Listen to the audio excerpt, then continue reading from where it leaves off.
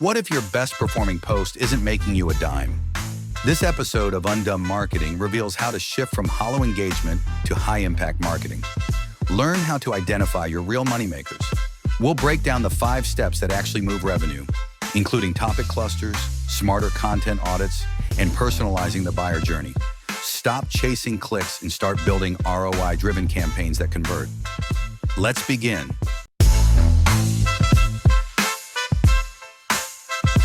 Welcome to the Deep Dive.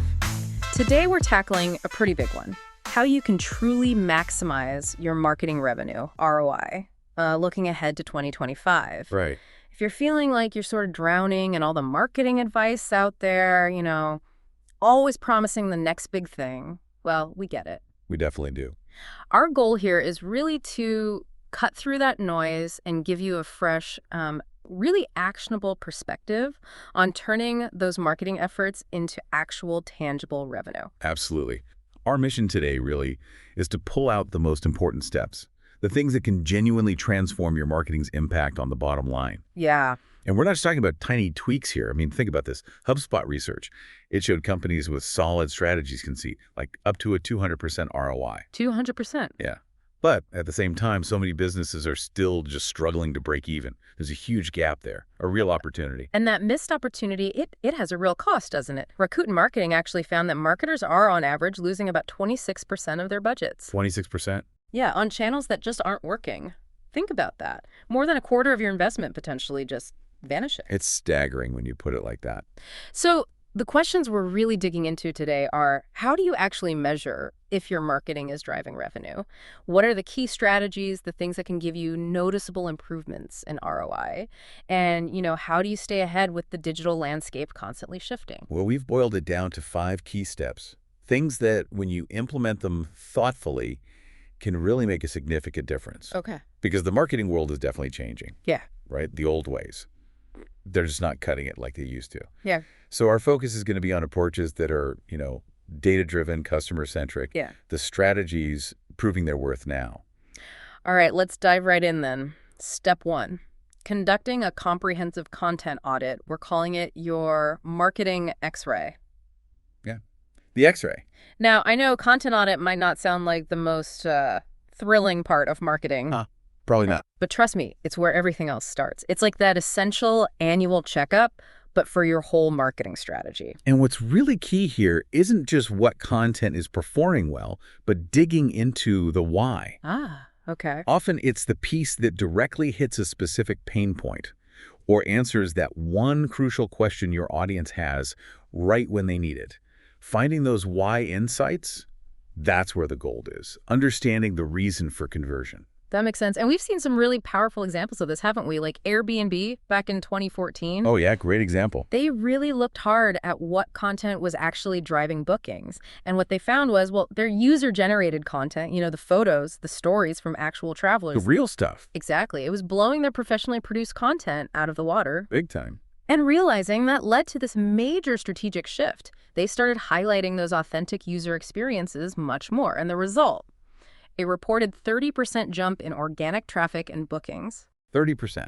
That just shows the power of really knowing what connects with your audience, what actually makes them act. So practically, how do you do this marketing X-ray? What are the steps? Well, the steps themselves are pretty straightforward, but you do need to be thorough. First up, you've got to catalog everything. All your existing marketing content, everywhere you use it. Okay, inventory. Right. Then comes the critical part, analyzing performance metrics. So, yeah, website traffic, engagement levels, but crucially, conversion rates. That's the key one. That's the key. Yeah. Are people actually do what you want them to do after seeing that content? Right. And from that analysis, then you can start seeing the gaps, right? Like what topics are people searching for that you're not covering?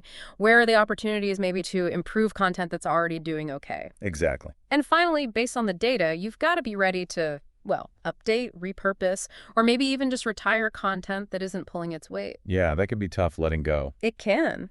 But if it's not helping you reach your goals, it's just draining resources, isn't it? Totally. And that brings up a good point. Why is this step so crucial? Well, we start here. Good question. Well, simply put, if you skip this, if you ignore how your content's actually doing, you're basically flying blind. You're making decisions based on guesswork, on gut feelings maybe, Instead of evidence. instead of actual evidence. Understanding what resonates, what drives results, that lets you double down on the winners and stop wasting time and money on the stuff that isn't working. It's about making sure every single piece of content is actively working towards your revenue goals. Okay, step 1, sorted. You've done the audit. You know what's working. Now we move to step 2. Implement topic clusters. The SEO steroids your content needs. Haha, SEO steroids. I like that. So if you're still mainly focused on chasing individual keywords for SEO, it's probably time to think about a more modern approach. Yeah, definitely. And an interesting thing here is how search engines themselves have evolved. They're way smarter now. Right. They don't just see isolated keywords anymore. They understand context, the relationships between different pieces of content.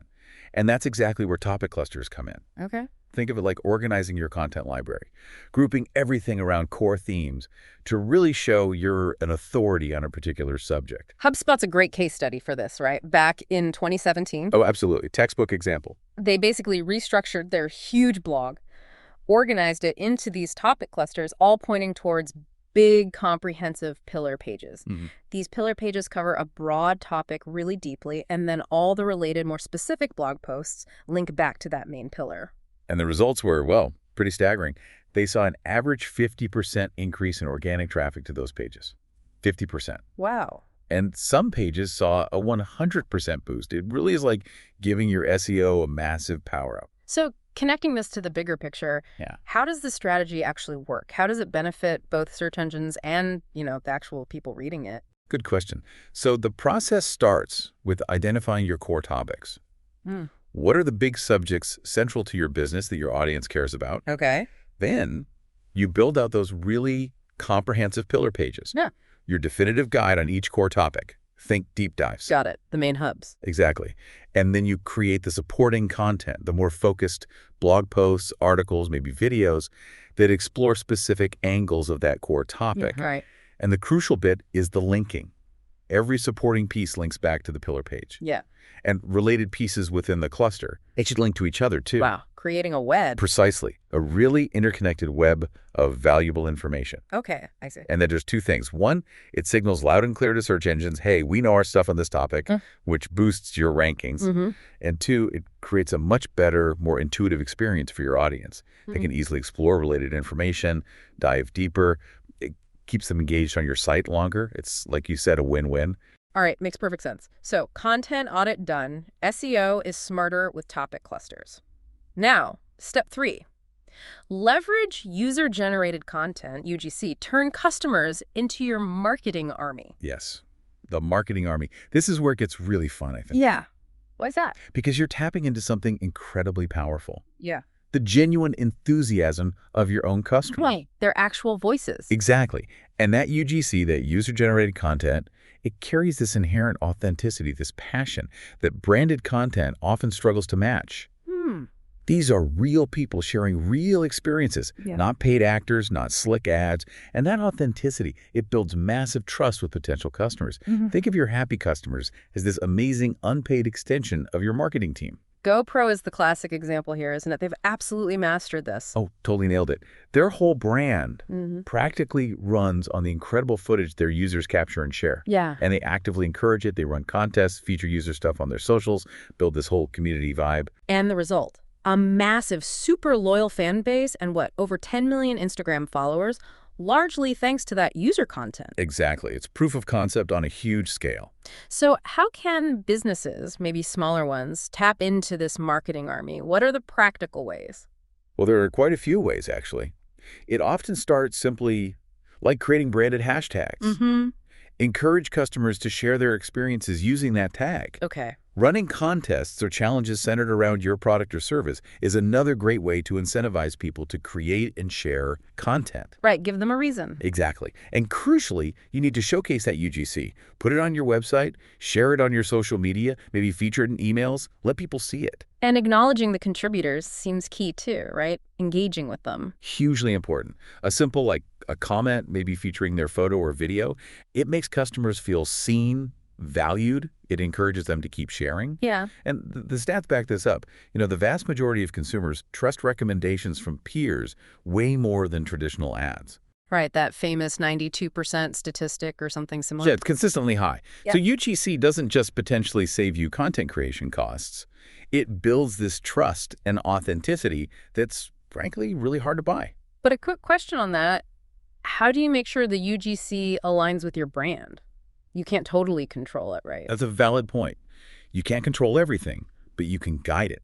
Provide clear guidelines for contests, maybe share examples of the kind of content you love to see, and importantly, moderate submissions to ensure they're relevant and appropriate for your brand. Got it. So guide, don't dictate. Exactly. Nurture it. Okay, so we've got great content, it's optimized, our customers are helping out. Now we need to make sure people actually see it. Which brings us neatly to step 4.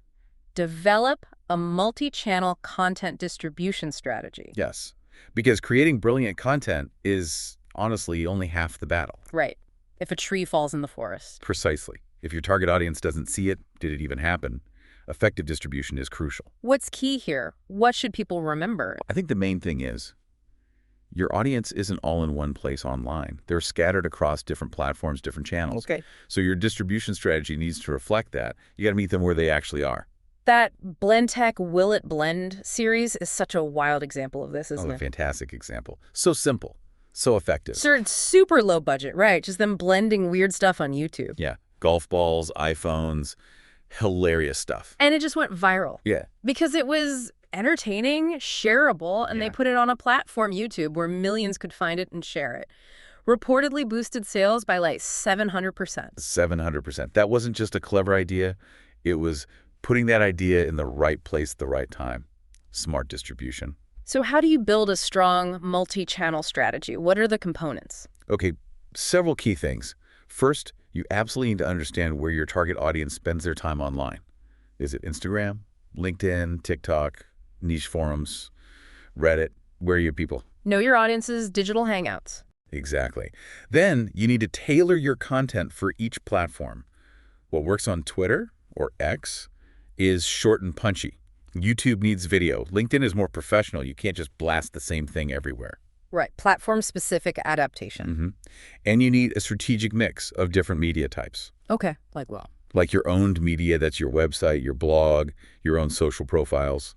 Then earned media, that's the shares, the mentions, the reviews you don't pay for, but earned through good content or service. Gotcha. And paid media things like social media ads, pay-per-click campaigns, using a smart combination of all three. Owned, earned, paid. Okay. And the final piece, which is critical, track everything. Track the performance across all those channels. Data again. Always data. Which platforms drive the most engagement? Which ones actually lead to conversions, to revenue? Monitor those analytics constantly so you can see what's working and double down and maybe pull back from channels that aren't delivering. Makes sense. More visibility across the right channels equals more chances to connect and convert. You got it. More relevant touch points lead to more opportunities. All right, we're cruising through these. We've covered great content, optimizing it, using UGC, getting it seen. Now for the final step, step 5. Implement personalized content experiences. One size fits none. Yes.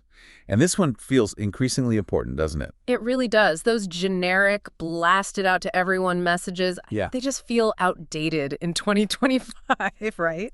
People expect more now. Absolutely. The big shift here is towards relevance. When you deliver content that speaks directly to an individual's needs, their interests, maybe where they are in their buying journey, it just cuts through the noise. Yes. It grabs their attention in a way that generic stuff simply can't anymore. Personalization isn't just a nice-to-have anymore. It's becoming a fundamental expectation. Netflix is the giant in this space, right? Everyone points to them. They really are a leader. I mean, with hundreds of millions of subscribers, they use incredibly sophisticated AI to give you those tailored recommendations. Yeah, because you watched. Exactly. Based on your viewing history, your ratings. And the result is pretty incredible. Something like 80% of the content watched on Netflix comes from those recommendations. 80%. That's huge. It really shows the power of getting the right content to the right person at the right time. It absolutely does. It drives engagement, keeps people subscribed, drives revenue. So how do businesses implement this? What are the steps for personalization? Okay, first, you need to segment your audience. Group them based on factors like their behavior on your site, their stated preferences, maybe demographic info. The better your segmentation, the better your personalization. Deeper segments, better targeting. Right. Then you can use tools for dynamic content. This means the content on your website or in your emails can actually change based on who's looking at it. Oh, cool. Like a returning customer sees something different than a new visitor. Exactly like that. Tailoring the message in real time. And AI must play a big role here now. Increasingly vital, yes. AI tools can analyze massive amounts of data instantly to personalize experiences on the fly, adapting based on what a user's doing right now. Wow. But, and this is important, it's not set and forget. You have to constantly test and refine your personalization strategies. Are they working? Are they improving engagement? Are they driving the results you want? Continuous improvement. Because ultimately, getting that right content, right moment, it builds stronger relationships, doesn't it? Much stronger, much more lasting relationships. It shows you understand them as an individual, not just as a number, and that fosters loyalty and, crucially, drives more revenue. It elevates the whole interaction. Okay, those are the 5 steps. But before we wrap up, there's one more crucial piece you mentioned that sort of underpins everything, right? Customer lifetime value, CLV. That's right, CLV. It's so much more than just another marketing acronym. It's really fundamental. Explain that. Why is it so fundamental? Because CLV helps you understand the total value, the total revenue a customer is likely to bring to your business over their entire relationship with you. The whole relationship, not just one sale. Exactly. By looking at things like their purchase history, how often they buy, what their average order value is, you get a picture of their long-term financial worth to your business. And knowing that, why is it so vital? How does it help? Well, it allows you to make much smarter decisions about where you focus your efforts and resources. Okay. For instance, if you identify a group of customers with a really high CLV, you know it's worth investing more in keeping those specific customers happy and loyal. Right. You prioritize retaining them. Right. Focus on your most valuable players. Exactly. CLV acts as a critical KPI, a key performance indicator. It helps you measure how effective your marketing really is, how good your customer relationship management is. When you focus on improving CLV, you're not just chasing short-term wins. You're building long-term loyalty, sustainable growth. It shifts marketing from being seen as just a cost To a revenue driver. to a predictable revenue-generating engine. That's the power of understanding CLV. Okay, so practically, how do you calculate it?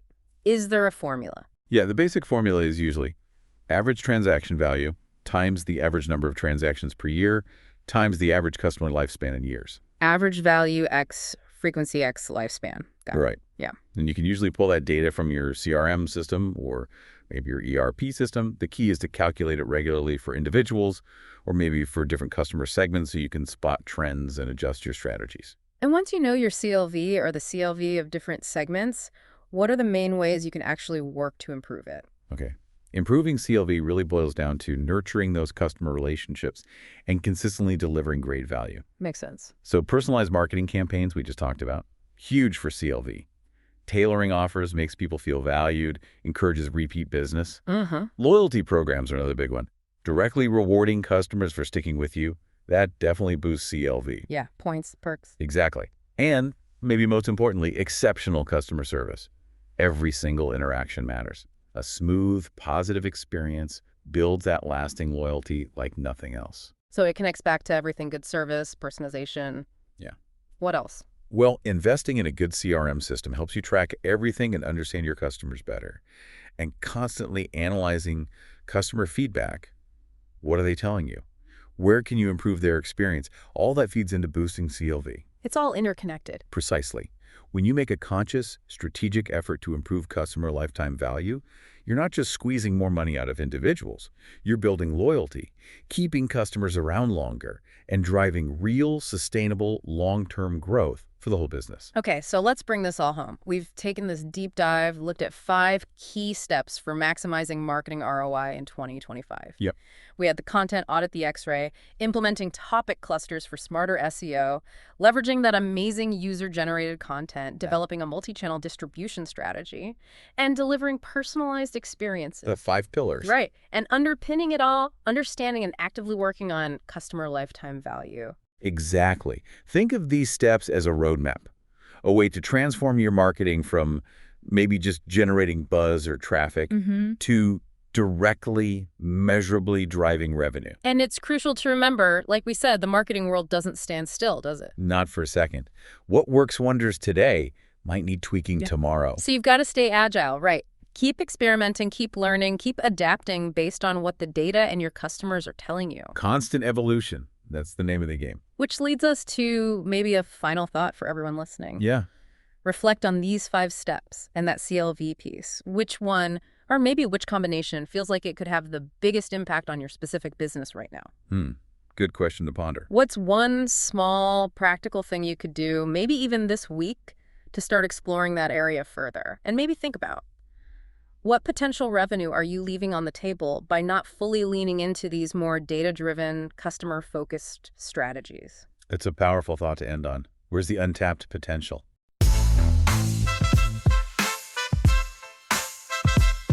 That's a wrap for this episode of Undumb Marketing. If you liked what you heard, don't stop here. Check out our other episodes for more straight takes on today's hottest marketing topics. New episodes dropping weekly, so hit follow and stay ahead of the game. Got a question or topic you want us to tackle? Find us online and let's keep the conversation going. See you next time.